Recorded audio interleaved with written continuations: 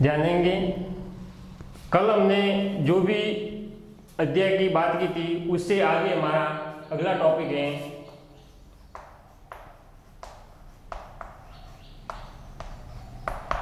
मूल अधिकार। अगला हमारा टॉपिक है मूल अधिकार।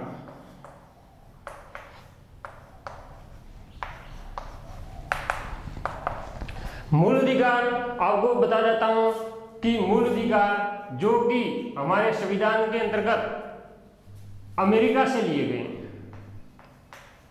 मूल अधिकार हमारे संविधान में अमेरिका से लिए गए हैं। मैंने आपको बताया भी था कि हमारे संविधान को उदार का थैला कहा जाता है। मतलब उदार का थैला इसलिए कहा गया है क्योंकि हमारे संविधान में जो भी प्रावधान है वो अलग अलग देशों से लिए गए हैं। उसी कारण से हमारे संविधान को उदार का थैला कहा गया है। उसी प्रावधान के अंतर्गत मूल अधिकार है वो मूल अधिकार अमेरिका से लिए गए हैं। और मूल अधिकारों को अनुच्छेद 12 से 35 तक यानी मूल अधिकार हैं जो अनुच्छेद 12 से लेकर 35 तक उनका प्रावधान है मूल अधिकारों का। और मूल अधिकार हमारे संविधान के अंतर्गत अमेरिका से लिए गए 12 से 35 तक उनका प्रावधान है।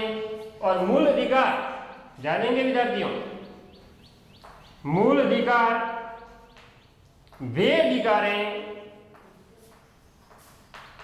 मूल अधिकार वे अधिकार हैं, वे अधिकार हैं जो नागरिक को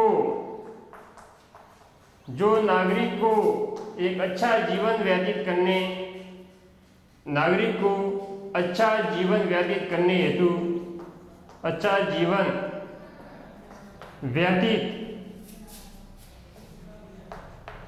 करने के लिए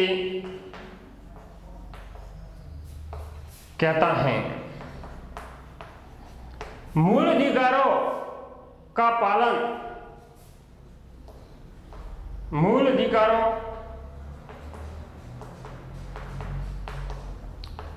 का पालन करना जरूरी है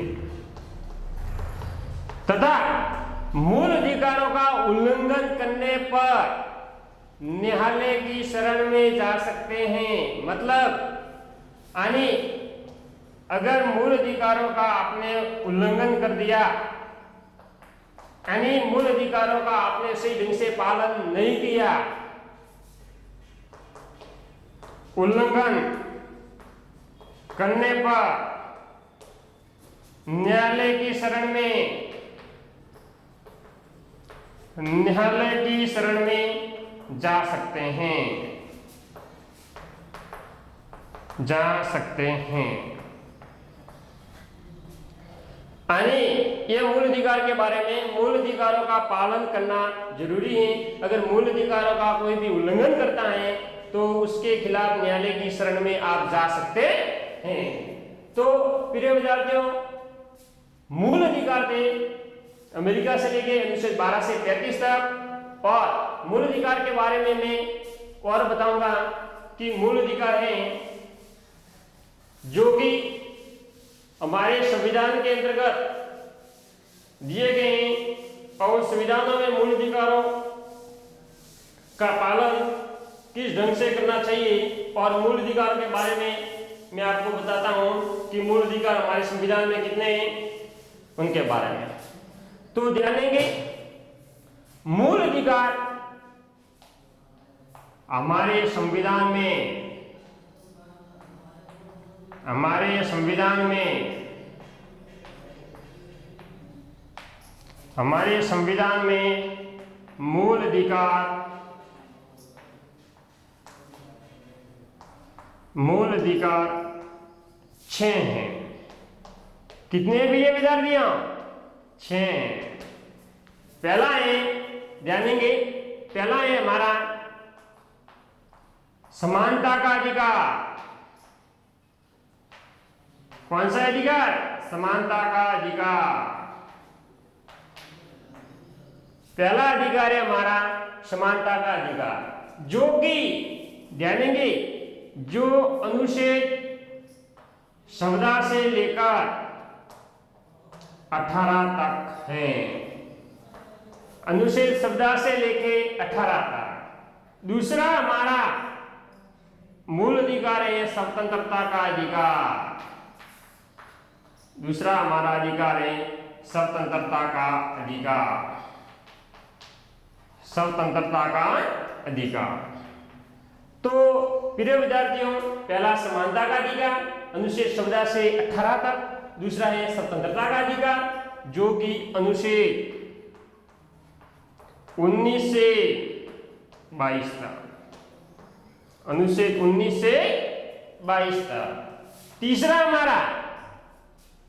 हमारा अधिकार है, मूल अधिकार है शोषण के विरुद्ध अधिकार। शोषण के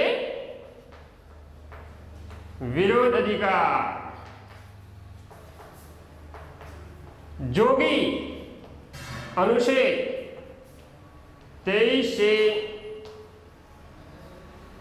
28 तक है। अनुच्छेद 23 से 28 तक। चौथा है हमारा 23 से 28 तक।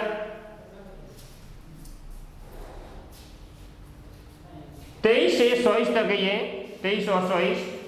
और आगे है धार्मिक स्वतंत्रता का अधिकार। चौथा हमारा पॉइंट धार्मिक स्वतंत्रता का अधिकार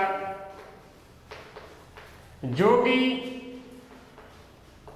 अनुच्छेद 25 से 28 तक। धार्मिक स्वतंत्रता का अधिकार जो कि अनुच्छेद 25 से 28 तक है। और पांचवा हमारा मौलिक अधिकार है शिक्षा व संस्कृति का अधिकार। शिक्षा व संस्कृति का अधिकार। शिक्षा व संस्कृति का अधिकार जो कि हमारे अनुच्छेद के अंतर्गत 29 व 30, अनुच्छेद 29 व 30 में समाहित हैं। और लास्ट हमारा मौलिक अधिकार है संवैधानिक उपचारों का अधिकार। संवैधानिक उपचारों का अधिकार।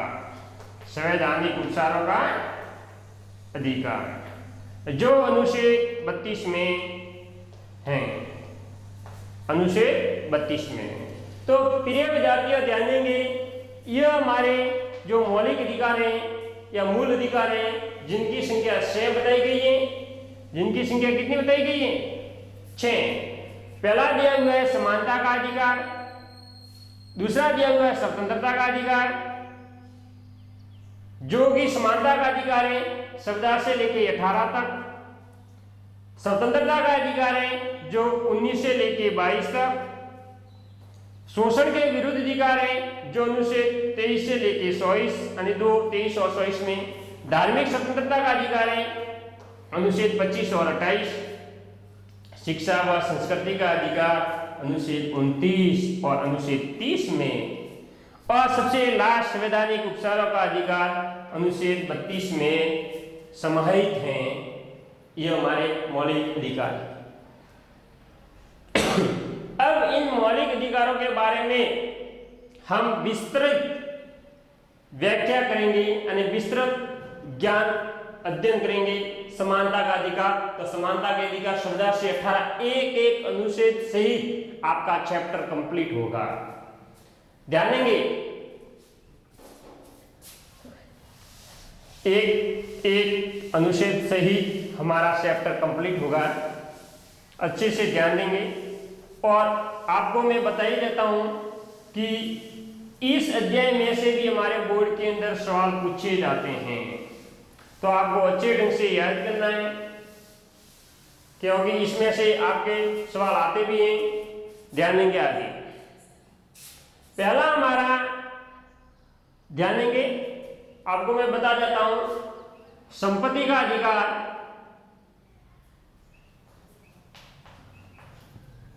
संपत्ति का अधिकार जो कि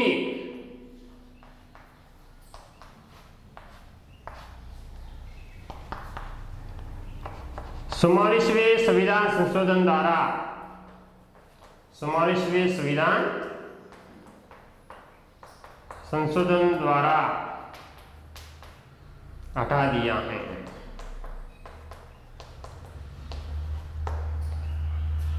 अनुच्छेद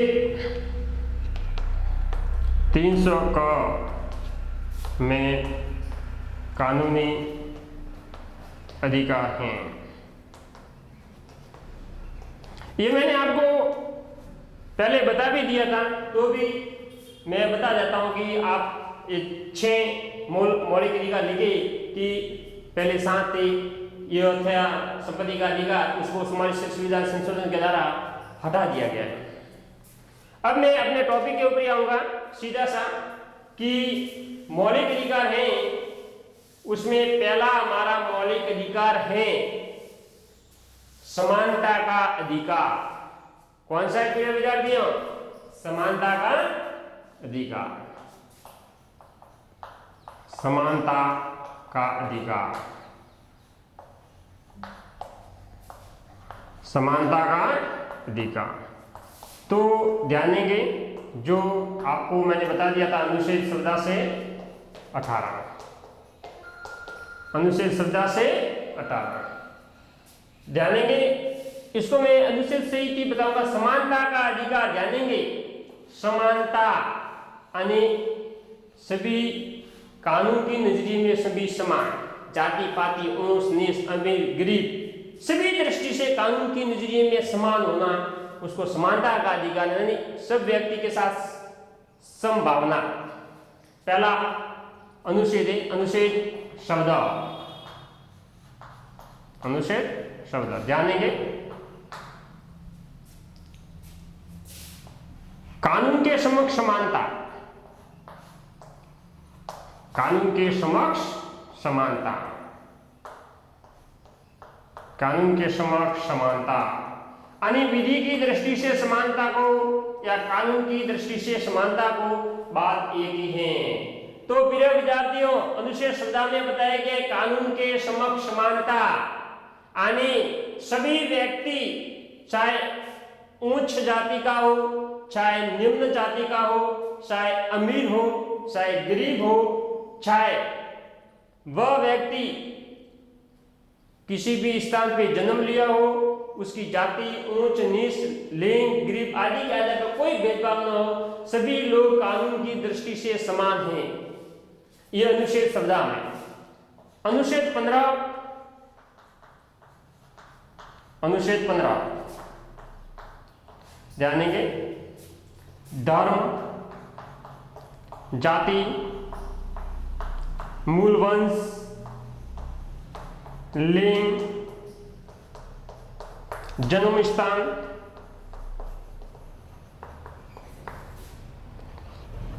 के विभेद का निषेध, विभेद का निषेध ध्यान देंगे। अनुच्छेद 15 में बताया गया है कि कोई भी व्यक्ति किसी भी धर्म का हो, चाहे हिंदू हो, चाहे मुस्लिम हो, सिख हो या ईसाई हो, कौन से भी धर्म का हो, उसको समान अवसर प्रदान किए जाएंगे, यानी समान, उसके साथ किसी भी तरह का भेदभाव नहीं होगा। जाति, मूलवंश, लिंग, चाहे पुरुष हो चाहे स्त्री हो, चाहे कहीं भी जन्म लिया हो, उसके साथ सभी के साथ समानता का व्यवहार किया जाएगा। अनुच्छेद 16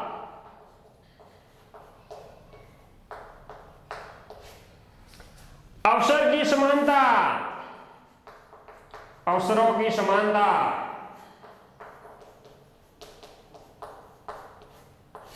ध्यान देंगे। अनुच्छेद 16 में बताया अवसरों की समानता। अवसरों की समानता से तात्पर्य यह है कि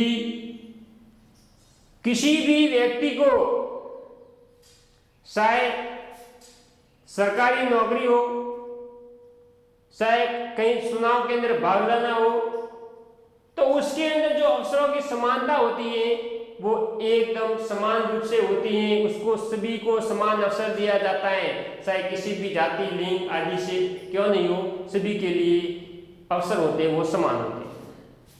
अब अनुच्छेद 17, अनुच्छेद 17 ध्यान देंगे, वेरी मोस्ट है, अस्पृश्यता का अंत, अस्पृश्यता का अंत ध्यान देंगे। अनुच्छेद 17 में यह बताया गया है कि अस्पृश्यता का अर्थ होता है छुआछूत, छुआछूत की भावना पहले, अभी तो इतनी नहीं है, लेकिन पहले छुआछूत की भावना थी जो बहुत प्रचलित थी प्राचीन काल में। जैसे कुएं बावड़ी आदि के ऊपर से लोग पानी भरने जाते थे, निम्न जाति के लोग होते थे उनको पानी भरने नहीं दिया जाता था, सिर्फ उच्च जाति उनको ही दिया जाता था। उसमें ब्राह्मण क्षत्रिय वैश्य शूद्र, क्षत्रिय और ब्राह्मण आदि पानी भर सकते थे, उनको ऊंचा माना जाता था। वैश्य और शूद्र को सबसे निम्न माना जाता था, उनको कहीं भी कुएं बावड़ी तालाब आदि पर आने तक नहीं दिया जाता था, आदि भावना उनमें थी। तो उस अस्पृश्यता का अंत अनुच्छेद 17 में किया गया है। अनुच्छेद 17 में बताया गया है कि जाति के आधार पर कोई भेदभाव नहीं होगा, जाति के आधार पर कोई भेदभाव नहीं होगा, जो भी व्यक्ति ऐसा करता है वह दंडनीय अपराध माना जाएगा। उसी प्रकार अस्पृश्यता का अंत के अंतर्गत कानून भी बनाए गए हैं। अस्पृश्यता निवारण अधिनियम 1955 में बना, अस्पृश्यता निवारण अधिनियम 1955 में कानून बनाया और उसी का नाम चेंज करके नागरिक अधिकार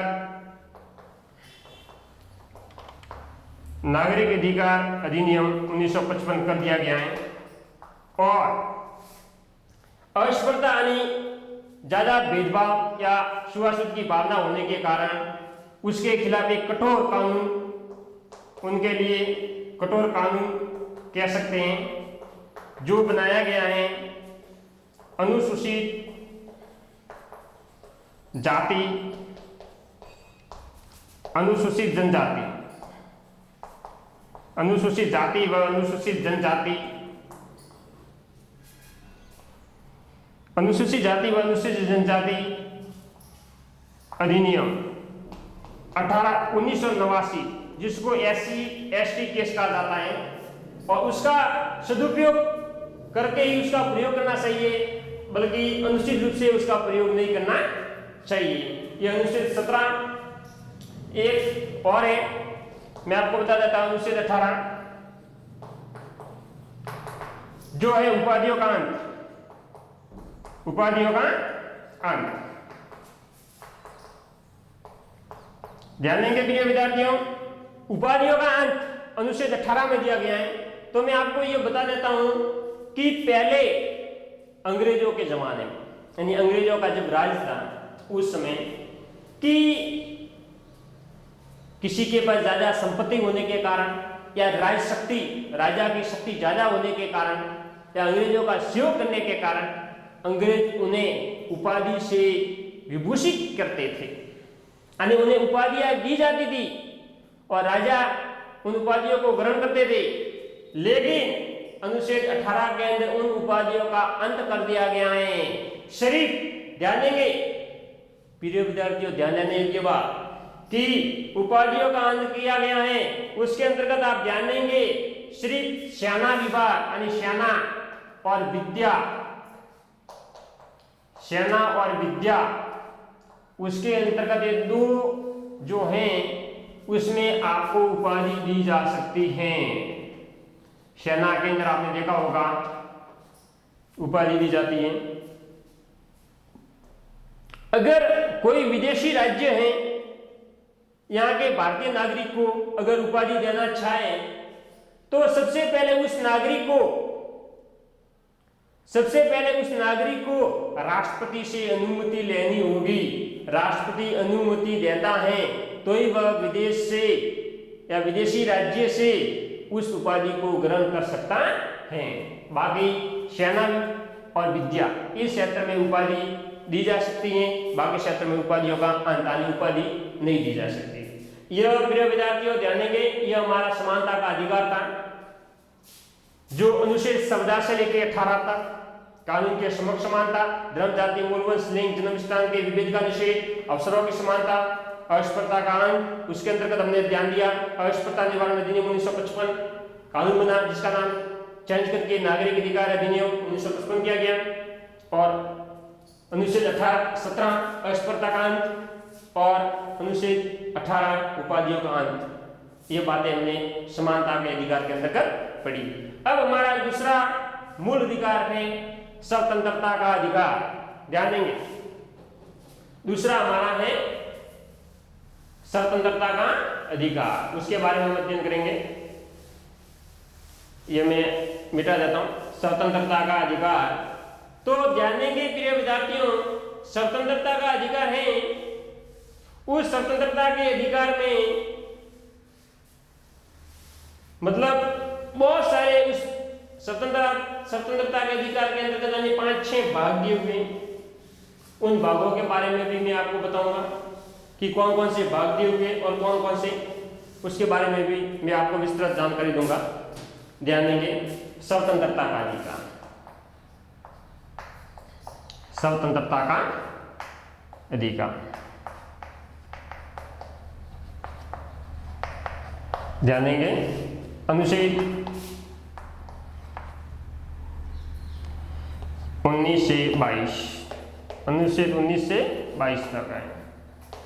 अनुच्छेद 19, अनुच्छेद 19 में अनुच्छेद 19(1) क ध्यान देंगे, विचार व अभिव्यक्ति की स्वतंत्रता, विचार व अभिव्यक्ति की स्वतंत्रता, विचार व अभिव्यक्ति की स्वतंत्रता। प्रिय विद्यार्थियों, कि कोई भी नागरिक, भारत का कोई भी नागरिक, उसको विचार करने की स्वतंत्रता है। वह कोई भी भारत के किसी भी कोने में जाकर भाषण देने की स्वतंत्रता है। वह कहीं भी जाके अपनी अभिव्यक्ति दे सकता है, अपने विचार प्रस्तुत कर सकता है। यह विचार व अभिव्यक्ति की स्वतंत्रता है। यानी कोई भी व्यक्ति अपना विचार, भाषा, भाषण आदि कहीं भी जाके दे सकता है, उसके ऊपर कोई भी बाहरी दबाव नहीं होगा। अब अनुच्छेद दूसरा है, इसी का भाग है,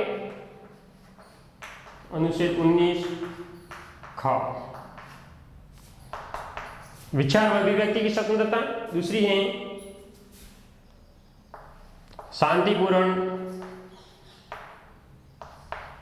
सम्मेलन की स्वतंत्रता, शांतिपूर्ण सम्मेलन की स्वतंत्रता। ध्यान देंगे, शांतिपूर्ण सम्मेलन की स्वतंत्रता अनुच्छेद 19 ख के अंतर्गत कि व्यक्ति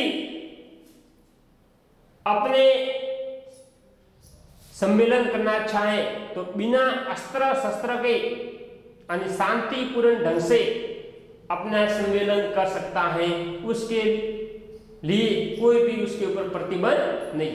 लेकिन वही अगर सम्मेलन होते हैं किसी दूसरे के बारे में, जैसे आंतरिक हिंसा के संबंधित या किसी भी संबंधित, तो उसके ऊपर प्रतिबंध लग सकता है। बाकी शांतिपूर्ण ढंग से अगर कोई भी सम्मेलन देश के हित में करना चाहे तो कर सकता है, उसके खिलाफ कोई कार्रवाई नहीं है।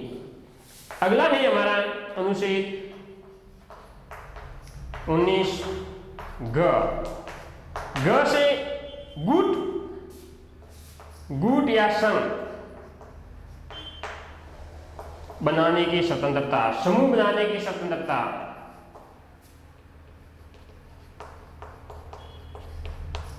ध्यान देंगे, देश के किसी भी नागरिक को संघ या सम्मेलन, संघ, समूह या गुट बनाने की स्वतंत्रता है, जो कि देश के हित के लिए कर सकता है। अगला हमारा है अनुच्छेद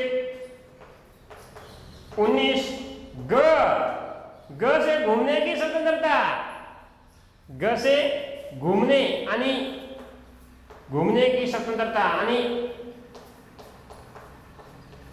एक जगह से दूसरी जगह पर जाना यानी आने जाने की स्वतंत्रता, घूमना यानी आने जाने की स्वतंत्रता,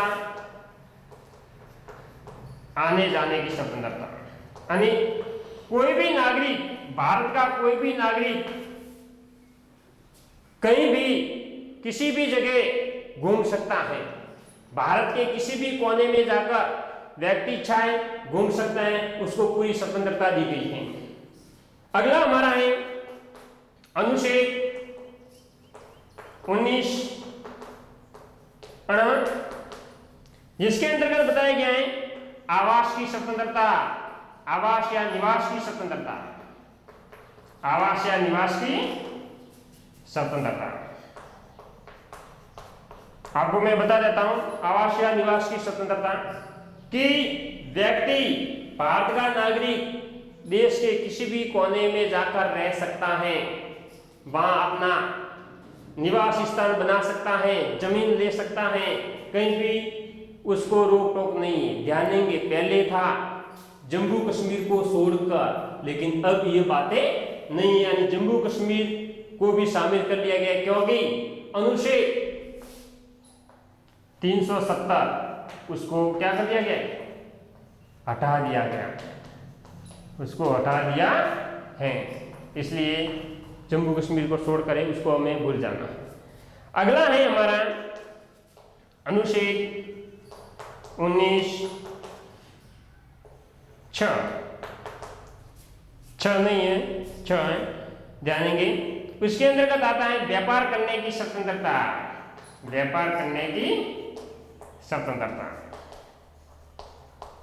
तो प्रिय विद्यार्थियों ध्यान देना है कि देश का कोई भी नागरिक देश के किसी भी कोने में जाकर अपना आजीविका कमाने के लिए व्यापार वृद्धि आदि कुछ कर सकता है, उसको उस बारे में पूरी स्वतंत्रता दी गई है। बिना रोक टोक अपनी व्यापार, आवास, घूमना, संघ गुट बनाना, सम्मेलन करना, विचार व अभिव्यक्ति करना, भाषण देना आदि सबको स्वतंत्रता दी गई है। यह प्रिय विद्यार्थियों अनुच्छेद 19 जो कि हमारे स्वतंत्रता का अधिकार के अंतर्गत दिया हुआ है और 19 के यह भाग दिए हुए हैं। अब ध्यान देंगे यह अनुच्छेद 19 से संबंधित था। अब अनुच्छेद 20,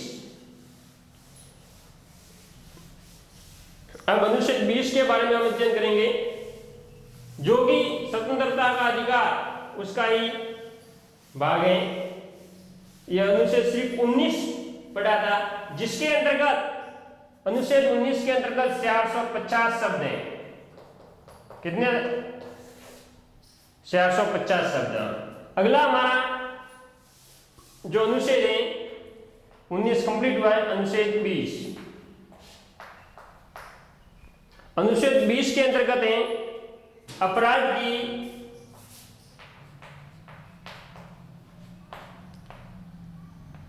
की दोषसिद्धि, अपराध की दोषसिद्धि के विषय में संरक्षण,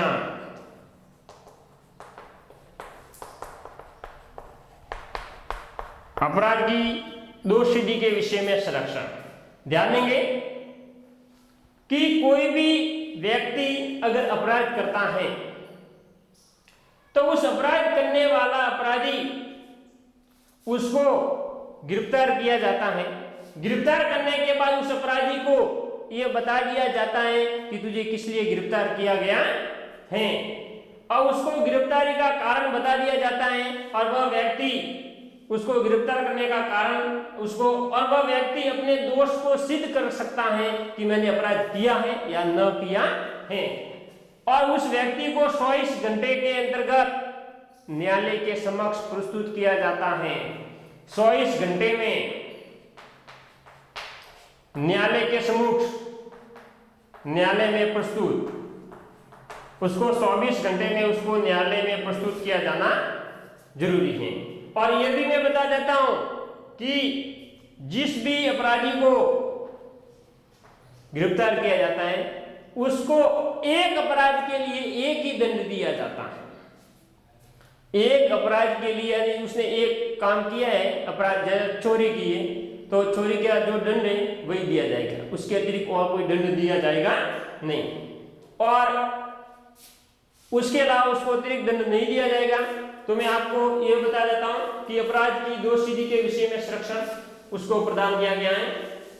अगला है प्रिय विद्यार्थियों अनुच्छेद 21, जो कि हमारा अनुच्छेद है 21, वेरी मोस्ट इंपॉर्टेंट, क्योंकि प्राण व दैहिक स्वतंत्रता, प्राण व दैहिक स्वतंत्रता, उसके अंतर्गत बताया गया है कि कहीं भी किसी भी कारणवश चाहे आपातकाल लागू हो, चाहे कोई भी आपराधिक मामला हो, व्यक्ति को अपनी रक्षा करने का पूरा अधिकार है, यानी खुद को अपनी रक्षा करने का पूरा अधिकार है। अपने प्राणों की रक्षा, अपने शरीर की रक्षा करने का उसको पूरा अधिकार दिया गया है। और यह जो अनुच्छेद 21 है प्राण व दैहिक स्वतंत्रता, वह आपातकाल में भी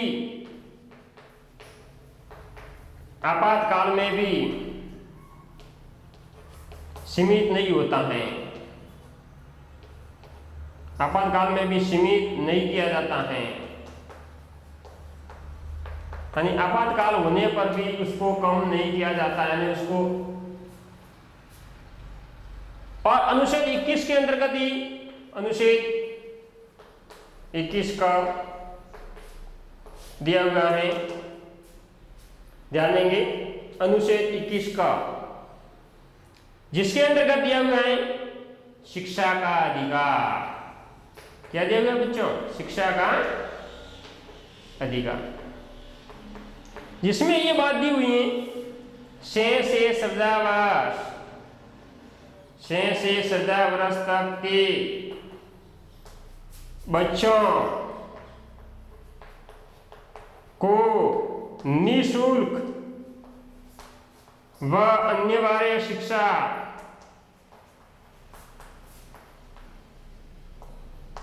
देने का अधिकार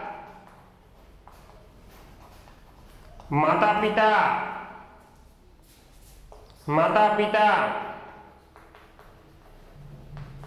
तथा अभिभावकों का है। माता पिता तथा अभिभावकों का है।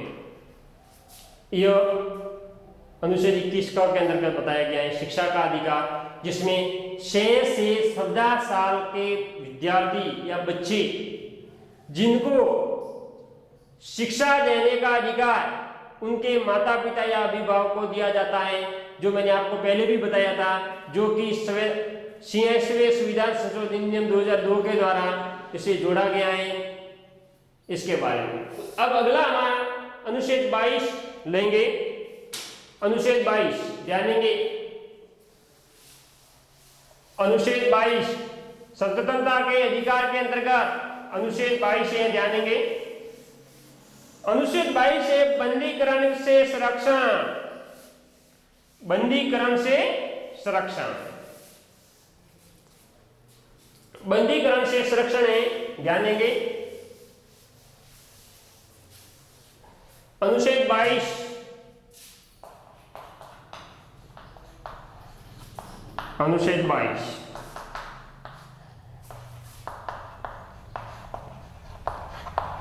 बंदीकरण से संरक्षण, यानी जो बंदी बनाए गए हुए हैं उनकी सुरक्षा। मैंने आपको पहले भी बताया था, जो भी व्यक्ति बंदी बनाया जाता है उसको 24 घंटे के अंदर न्यायालय के समक्ष प्रस्तुत किया जाना और उसको अपने अपराध के बारे में बताना कि उसने अपराध क्या किया है, किस लिए गिरफ्तार किया गया है। अगर उसको अपराध के लिए गिरफ्तार किया जाता है, उस अपराध के लिए और उसको सुरक्षा प्रदान की जानी जरूरी है। इसके अंतर्गत ही मैं आपको बताऊंगा, बंदीकरण से संरक्षण के अंतर्गत ही निवारक नजरबंदी, निवारक नजरबंदी जानेंगे। मोस्ट है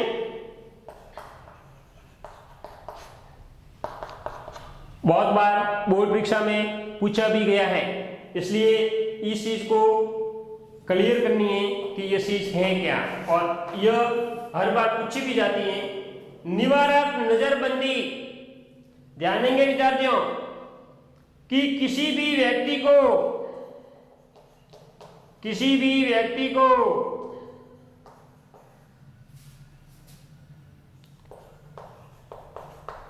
बिना अपराध के गिरफ्तार करना, बिना अपराध गिरफ्तार करना, क्योंकि अगर उसके ऊपर हमें संदेह है तो, या फिर वह व्यक्ति हमें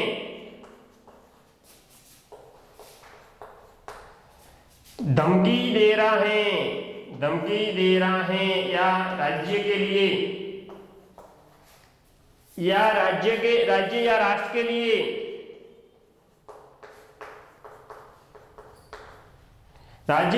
के लिए खतरा पैदा कर सकता है।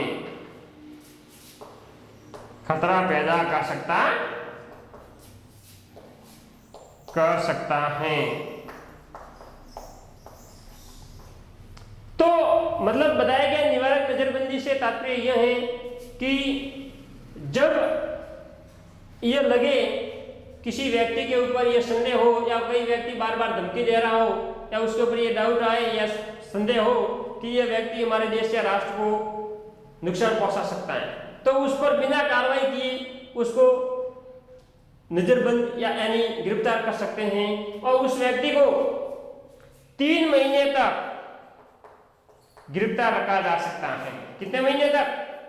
3 महीने तक उस व्यक्ति को गिरफ्तार कर रखा जा सकता है। उसके बाद एक परामर्श समिति जिसमें एक उच्च न्यायालय का न्यायाधीश या जज होता है, वह उसकी सलाह से उसको बाद में फिर छोड़ा जाता है या छोड़ सकते हैं उसकी अनुमति से। यह था निवारक नजरबंदी, जो कि वेरी मोस्ट है। यह हुआ हमारा स्वतंत्रता का अधिकार। अब अगला हमारा अधिकार है, ध्यान देंगे, स्वतंत्रता का अधिकार हमारा कंप्लीट हुआ। अब हमारा तीसरा अधिकार,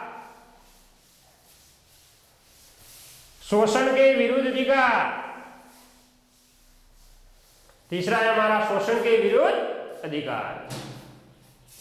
तीसरा है शोषण के विरुद्ध अधिकार।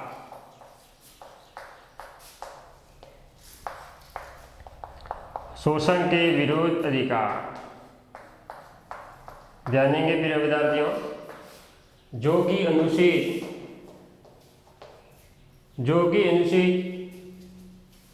23 व 24, अनुच्छेद 23 व 24। अनुच्छेद 23, ध्यान देंगे, मानव के क्रय विक्रय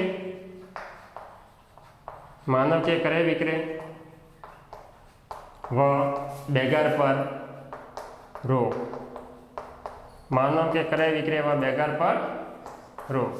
प्रिय विद्यार्थियों, मैं आपको बता देता हूँ, मानव के क्रय विक्रय यानी मनुष्यों का क्रय और विक्रय करना, व्यापार करना, उसके अंतर्गत उसके ऊपर रोक लगाना अनुच्छेद 23 में। बेगार पर रोक, आपको मैं बता देता हूँ, प्राचीन समय में बंधुआ मजदूरी,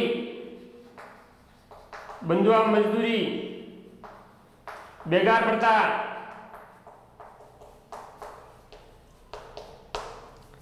आदि कुछ ऐसी प्रथाएं थी, ऐसी जो लोगों का शोषण करते थे। उनके ऊपर लोगों का शोषण होता था, इसलिए उसके ऊपर पूर्ण रूप से प्रतिबंध लगा दिया गया। अगर ऐसा होता है तो उसके ऊपर कार्रवाई की जाती है। आपने देखा होगा बेगार प्रथा या बंधुआ मजदूरी जिस प्रकार या कोई साहूकार होता है, वह साहूकार किसी व्यक्ति को पैसे उधार दे जाता है। पैसे उधार दे दिए, उधार लेने के बाद वह व्यक्ति वह पैसे नहीं दे पाता है।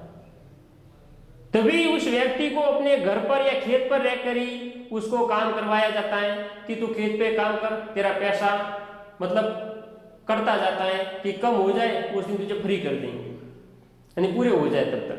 लेकिन ऐसा टाइम आता है उसका ब्याज बढ़ता जाता है और अंत में जाके उस मजदूर की जो आमदनी थी वह कम थी और जो ब्याज था वो ज़्यादा बढ़ता है। इसलिए उसका परिवार पूरा उसके अंतर्गत रह के काम करता है और ये मतलब परिवार से उसका परिवार उससे उसका परिवार ये मजदूरी चलती रहती है और उसके अंतर्गत वो कार्य करते रहते हैं। उसको बंधुआ मजदूरी कही जाती है, अन्य लोगों का शोषण। तो ध्यान देंगे, यह मानव के क्रय विक्रय व व्यवहार पर रोक लगा दिए। अब अनुच्छेद 24 में आपको मैं बता देता हूं। अनुच्छेद 24 जो बाल श्रम पर रोक, विद्यार्थियों बाल श्रम पर रोक, बाल श्रम, बाल यानी बालक बच्चे, श्रम यानी मजदूरी करते हैं और उसके ऊपर रोक लगाना। तो प्रिय स्टूडेंट 6 से 14 साल के बच्चे, 6 से 14 साल तक के बच्चों को कारखानों, खानों, उद्योगों, धंधों व जोखिम भरे काम, जोखिम भरे काम, जोखिम भरे कामों पर पूर्ण प्रतिबंध, मतलब अगर ऐसा कोई भी करता है इनके खिलाफ तो उसके ऊपर कड़ी कार्रवाई की जाएगी। ठीक है। अनुच्छेद 23, अनुच्छेद 24 मानव के क्रय विक्रय व व्यवहार पर रोक और बाल श्रम पर रोक, यह हमारा टॉपिक यानी शोषण का विरुद्ध अधिकार है और तीसरा जो पूरा होता है। अब हमारा चौथा अधिकार आता है। चौथा अधिकार है हमारा प्रिय विद्यार्थियों, शोषण के विरुद्ध अधिकार हुआ है। चौथा हमारा है धार्मिक स्वतंत्रता का अधिकार, धार्मिक स्वतंत्रता का अधिकार, धार्मिक स्वतंत्रता का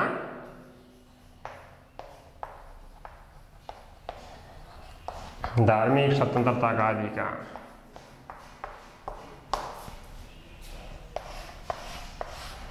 अनुच्छेद धार्मिक स्वतंत्रता का अधिकार 25 से 28 ध्यान देंगे। अनुच्छेद 25, अनुच्छेद 25 अंतकरण की स्वतंत्रता,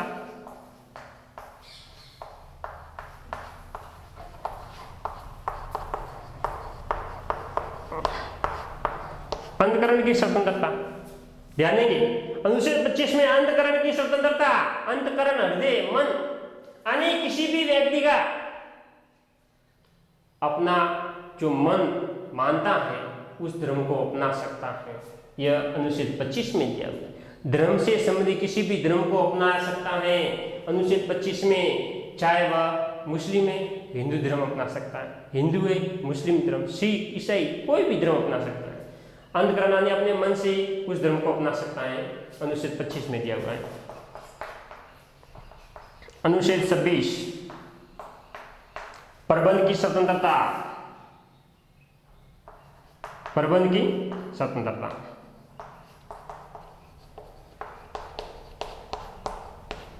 ध्यान देंगे।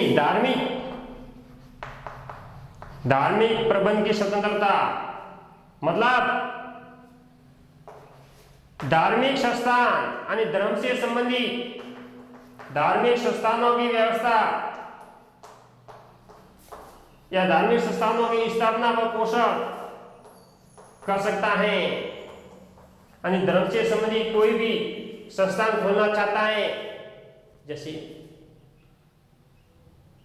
पाठशाला होती है मुस्लिमों के लिए, तो धार्मिक संस्थान धर्म से संबंधित संस्थान वह खोल सकते हैं। तो वह अनुच्छेद 26 में दिया गया है। धार्मिक प्रबंध की व्यवस्था या धार्मिक प्रबंध की स्वतंत्रता के अंतर्गत दिया हुआ है। तो मैं आपको बता देता हूँ ये धार्मिक संस्थानों की स्थापना कर सकता है अनुच्छेद 27 में,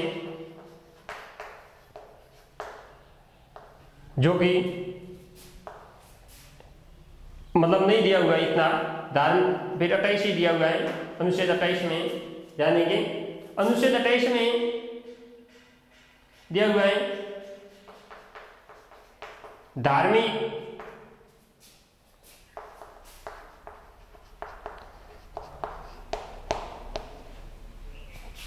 धार्मिक शिक्षण आणि शिक्षण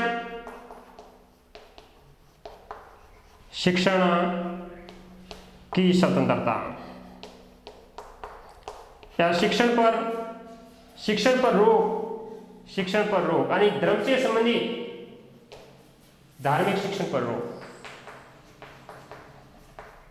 प्रिय विद्यार्थियों, मैं आपको बताऊंगा कि किसी भी निजी या सरकारी संस्थान के अंतर्गत एक ही धर्म की शिक्षा नहीं दी जाती है या उसके ऊपर पूर्ण प्रतिबंध की हिंदू धर्म अपनाने की शिक्षा तो नहीं दी जा सकती, अन्य सभी धर्मों को मानकर उसे शिक्षा दी जाती है, अन्यथा कार्रवाई हो सकती है। धार्मिक शिक्षण पर रोक, धर्म से संबंधित कोई शिक्षा दी जाती नहीं है।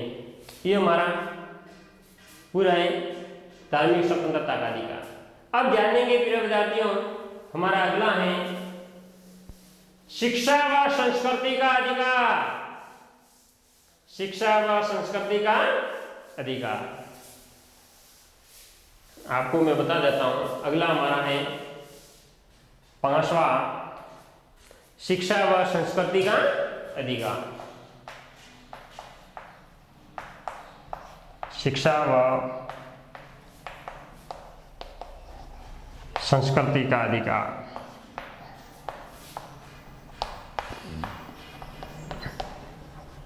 शिक्षा व संस्कृति का अधिकार। शिक्षा व संस्कृति का अधिकार। अनुच्छेद 29 व 30, अनुच्छेद 29 व 30, अनुच्छेद 29।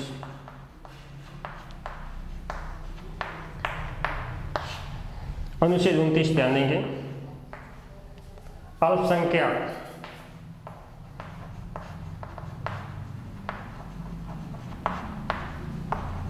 अल्पसंख्यक वर्ग के हितों का संरक्षण।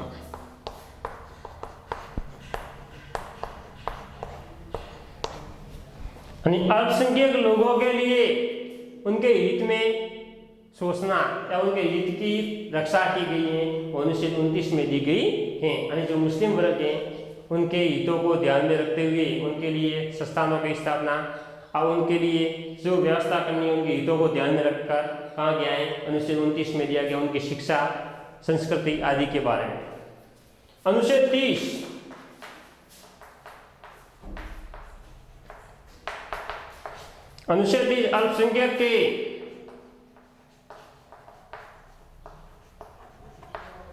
अल्पसंख्यक के शिक्षण संस्थानों की स्थापना।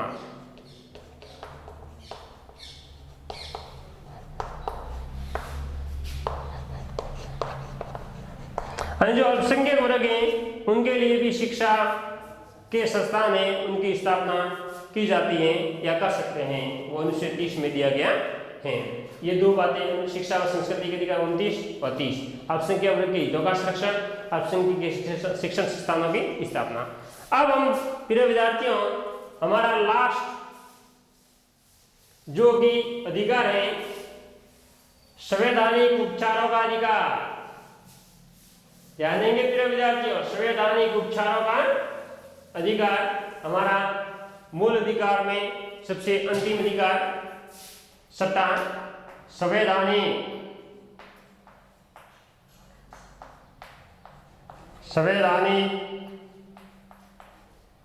उपचारों का अधिकार। संवैधानिक उपचारों का अधिकार। संवैधानिक उपचारों का अधिकार ध्यान देंगे। इसके बारे में डॉक्टर भीमराव अंबेडकर, डॉक्टर भीमराव अंबेडकर,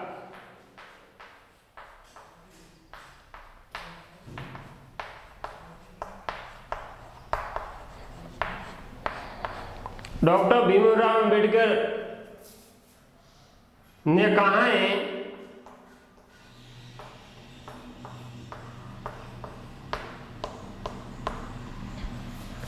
कि संवैधानिक उपचारों के अधिकार उसको संविधान का हृदय, संविधान का हृदय या संविधान की आत्मा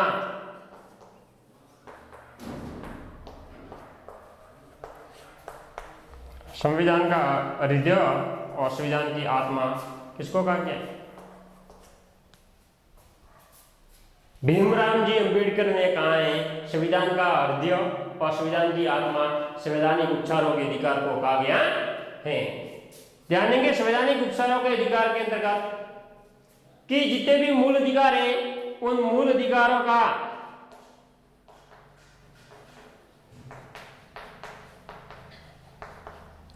कोई भी व्यक्ति उल्लंघन करता है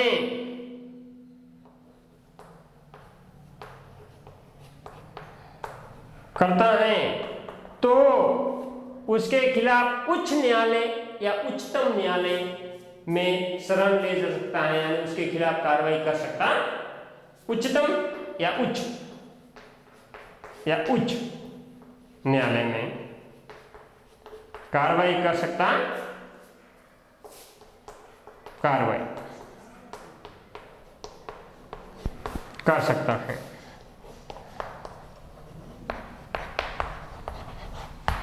ठीक है, यह बात थी मूल अधिकारों का कोई भी व्यक्ति उल्लंघन करता है तो उच्चतम या उच्च न्यायालय में कार्रवाई कर सकता है। यह संवैधानिक उपचारों के अधिकार के अंतर्गत ध्यान देंगे। इसके अंतर्गत इसके 5 कितने 5 लेख हैं। इसके कितने लेख हैं? 5। ध्यान देंगे इसके 5 लेख हैं जो हम ये लास्ट ले रहे हैं, फिर इसके बाद समाप्त हैं क्योंकि मूल अधिकार हमारा कंप्लीट हो रहा है। 5 वेद के अंतर्गत पहला है बंदी प्रत्यक्षीकरण, बंदी प्रत्यक्षीकरण। दूसरा है परमादेश।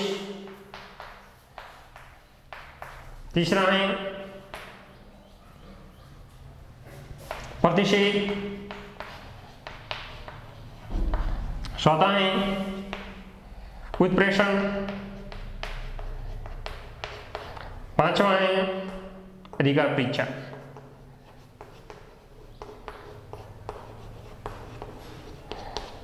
ये 5 ध्यान देंगे।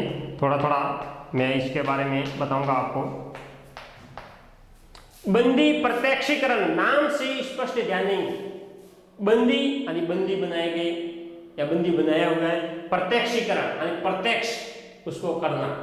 तो नाम से स्पष्ट है, ध्यान देंगे किसी भी व्यक्ति को किसी भी अपराध के लिए अगर उसको बंदी बनाया जाता है तो उस व्यक्ति को न्यायालय के समक्ष 24 घंटे के अंतर्गत प्रस्तुत करना, और प्रस्तुत करने के बाद न्यायालय उसको उसने अपराध किया है कि नहीं किया है, अपराध किया है तो वैध है या अवैध है, अपराध नहीं किया है वैध है या अवैध है। अगर उसको सही प्रमाण लगाकर पता लगाकर अगर वैध है तो उसके ऊपर कार्रवाई होगी, अवैध है यानी उसने कोई नहीं किया है तो उसको स्वतंत्रता यानी आजाद कर दिया जाता है। यह था बंदी प्रत्यक्षीकरण। दूसरा है हमारा परमादेश। ध्यान देंगे नाम से परमादेश, परम प्लस आदेश यानी आदेश दिया जाता है। यानी इसके अंतर्गत न्यायाधीश आदेश देता है, अगर उस आदेश की पालना निम्न न्यायाधीश करता है ठीक है, नहीं तो उसको अपने क्षेत्राधिकार से बाहर कर दिया जाता है, यानी उस आदेश का पालन करना। प्रति निषेध, निषेध यानी मना करना। इसके अंतर्गत भी उच्चतम न्यायालय उच्च न्यायालय को कोई भी कार्रवाई करने के अंतर्गत कार्य देता है और उस कार्य का पालन सही ढंग से नहीं होता है या उसको मना करता है तो उसको भी अपने क्षेत्र से एक बार या उचित कर दिया जाता है। अगला है उत्प्रेषण। उत्प्रेषण, प्रेषण यानी भेजना। उच्चतम न्यायालय, ध्यान देंगे, उच्चतम न्यायालय व उच्चतम न्यायालय और उच्च न्यायालय और अधीनस्थ न्यायालय, अधीनस्थ न्यायालय। उच्चतम न्यायालय और अधीनस्थ न्यायालय यानी यह कोई भी अपनी न्याय से संबंधित उच्च न्यायालय को भेजता है, उच्च न्यायालय अधीनस्थ न्यायालय को, या ये उसका न्याय इसमें होता है, इसमें नहीं होगे उच्च में किया जाता है, तो उसको भेजता है उस न्यायालय के अंतर्गत कुछ कार्रवाई की जाती है, उसको उत्प्रेषण यानी एक न्यायालय से दूसरे न्यायालय में भेजा जाना।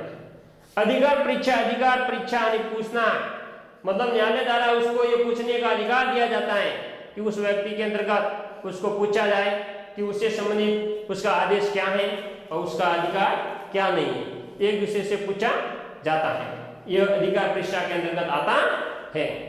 धन्यवाद। इसी के साथ इससे आगे मूल अधिकार से आगे नीति निर्देशक तत्व और अन्य हैं, उसके बारे में अगला जो होगा उसमें बताया जाएगा। धन्यवाद।